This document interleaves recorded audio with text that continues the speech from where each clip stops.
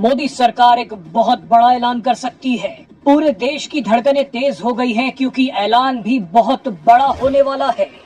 दरअसल देश का तीसरा सबसे बड़ा जमींदार बन चुके वक्फ बोर्ड के पर कतरे जा सकते हैं। भारत में रेलवे और रक्षा विभाग के बाद सबसे ज्यादा संपत्तियां वक्फ बोर्ड के पास ही हैं।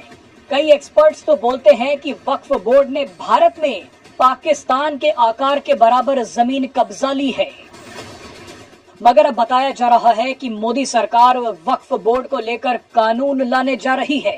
अगले कुछ दिनों में वक्फ संशोधन बिल पेश हो सकता है। वैसे तो कई लोगों का कहना है कि 5 अगस्त पीएम मोदी की फेवरेट तारीख है। 5 अगस्त को ही कश्मीर से धारा 370 हटाई गई थी और 5 अगस्त के दिन ही राम मंदिर के लिए भूमि पूजन हुआ था। बहरहाल बताया जा रहा है कि कैबिनेट ने वक्फ एक्ट में 40 से ज्यादा बदलाव की बात कही है। इसमें सबसे ज्यादा चर्चा वक्फ एक्ट 1995 के सेक्शन 40 की हो रही है। सेक्शन 40 के तहत वक्फ बोर्ड किसी भी संपत्ति को, फिर चाहे वो प्राइवेट संपत्ति हो, किसी ट्रस्ट की संपत्ति हो, मठ या मंदिर की संपत्ति ही क्यों ना हो, उसे वक्फ की संपत्ति घोषित किया जा सकता है। यानी अगर वक्फ बोर्ड ने बोल दिया कि ये मंदिर या मठ उसका है तो वो उसका मान लिया जाता है। मगर अब प्रस्तावित संशोधन के मुताबिक वक्फ बोर्ड के दावों का अनिवार्य रूप से वेरिफिकेशन किया जाएगा।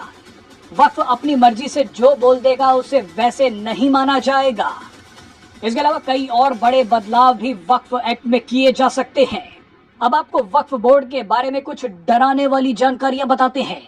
1954 में वक्फ एक्ट पास हुआ था, जिसे 1995 में मजबूत कर दिया गया। वैसे तो बोला जाता है कि वक्फ बोर्ड के पास दान दी हुई जमीन आती है, मगर एक्सपर्ट्स का मानना है कि वक्फ के पास दान की नहीं बल्कि कब्जे और एनक्रोचमेंट वाली जमीन है।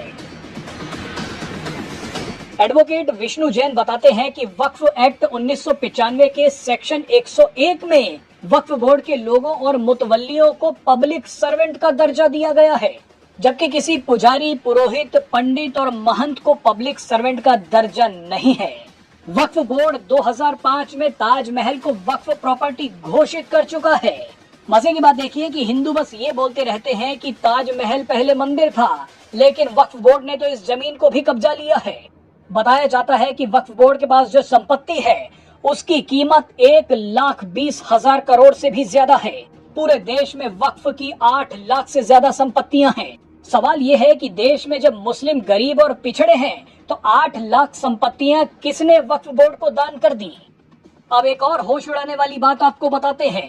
नरसिम्हा राव की सरकार जो 1991 में प्लेसेस ऑफ वर्शिप एक्ट लाई थी, वही सरकार 1995 में वक्फ एक्ट भी ले आई। 1991 में प्लेसेस ऑफ वर्शिप एक्ट लाकर कहा गया था कि देश के सेक्युलरिज्म को बचाना होगा, इसीलिए जिस धर्म स्थल की जो स्थिति है अब वैसी ही रहेगी, कोई नए मामले पे अब विचार नहीं होगा।